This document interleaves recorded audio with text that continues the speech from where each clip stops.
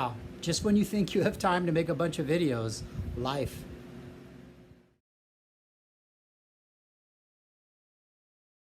Hey, welcome back to the channel. I'm Shaggy, the opinionated hippie, and we are now to number 13, The Yellow Shark.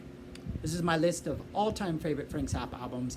I did my list of top 10. Now I'm going from 11 all the way up to the top to that last one that shall not be named. But anyways, this album was released about a month before Frank passed in November of 1993. And I want to think it was like something that he sort of like, it allowed him to move on peacefully.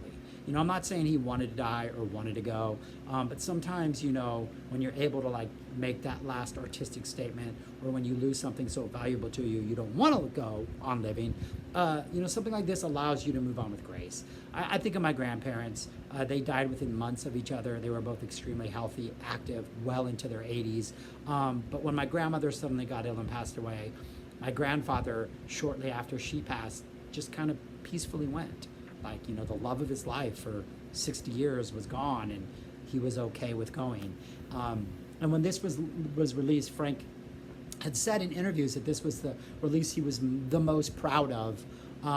And I think it being released and getting such critical raves as it did allowed him to, you know, maybe make peace with whatever he saw as his maker and then move on. So I like to wrap it in that little bow, but it is a phenomenal album regardless of when it was released. This is his quote unquote serious music, almost all instrumentals. There's one piece that has like a spoken word, two pieces that have a spoken word aspect to it. And it's a mixture of familiar Zappa compositions, Dog Breath Variations, Uncle Meat, Pound for a Brown on the Bus, all from Uncle Meat, Bebop Tango, and Exercise 4, which is was a live favorite in 73 and 74. Had not been released at the time, but you can now find it on other releases that feature those bands. There was a synclavier piece, probably mispronouncing that. But the synclavier was like a synthesizer that Frank heavily got into. He released several albums of synclavier music. Sorry if I'm mispronouncing that. And one of the best songs from those albums, G-Spot Tornado, is here performed live. And to hear a song that was supposedly too hard for musicians to perform, because then he put it on synclavier because a machine can do it, performed by actual people, is just a great listen.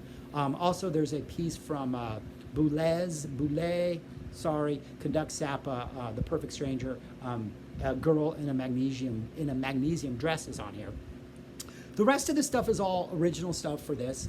It's a lot of the stuff that's along the lines of his more Stravinsky-esque piece, the sort of jagged, percussion-heavy type of like, you know, those instrumental pieces. Those Frank's love of Stravinsky comes through strong in a lot of these pieces, but they're all just great. When I first got into this, I bought this the day it came out. I was 23, and the thing that kind of eased me into the album was it starts off with two fantastic renditions of Dog Breath Variations into Uncle Meat. And from there, you've bought into it. It sounds great. The musicians are incredible. The song selection has a nice, like, you go from songs you recognize to these deep, dense songs to like stuff that's new but a little more easier to digest, to more familiar tunes again, and it's just a great set list. Absolutely love it.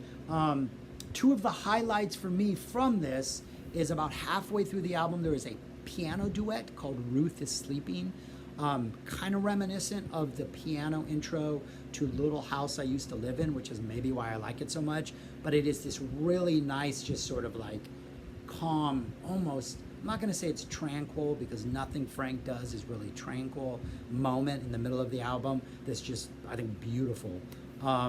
And then the G-Spot Tornado that closes is just phenomenal. Great way to end the CD.